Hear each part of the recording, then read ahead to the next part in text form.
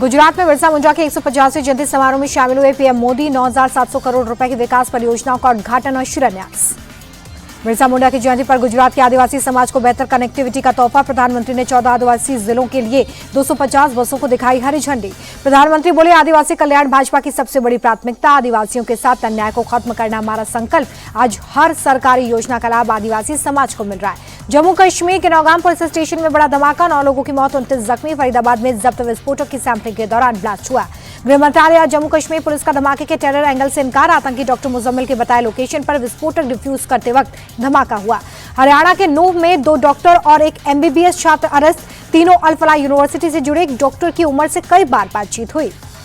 फरीदाबाद के अल-फलाह यूनिवर्सिटी के दिल्ली ऑफिस में छापेमारी। ओखला दफ्तर में दिल्ली पुलिस और क्राइम ब्रांच की रेड। अल-फलाह यूनिवर्सिटी पर प्रशासन सख्त। 78 एकड़ जमीन की जांच शुरू। पटवारी ने जमीन की पैमाइश भी शुरू की है।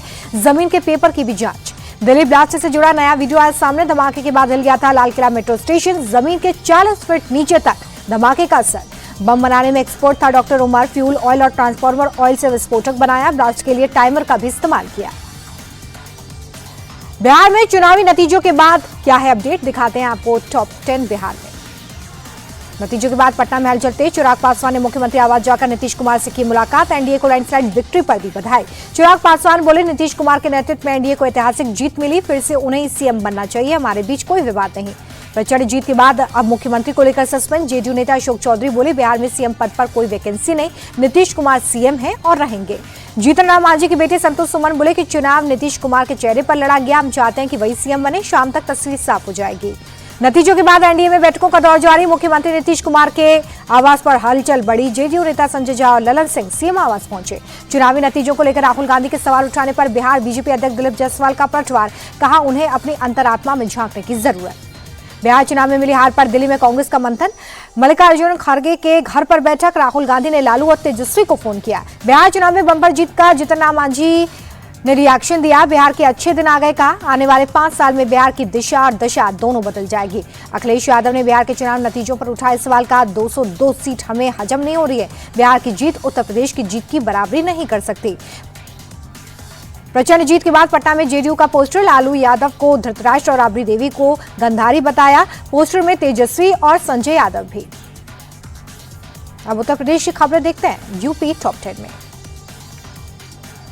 यूपी के हिंदूवादी नेताओं को लेकर हाई अलर्ट। सुरक्षा समीक्षा में जुटी पुलिस। 4 हिंदूवादी नेताओं के आतंकियों की हिट लिस्ट में होने का इनपुट।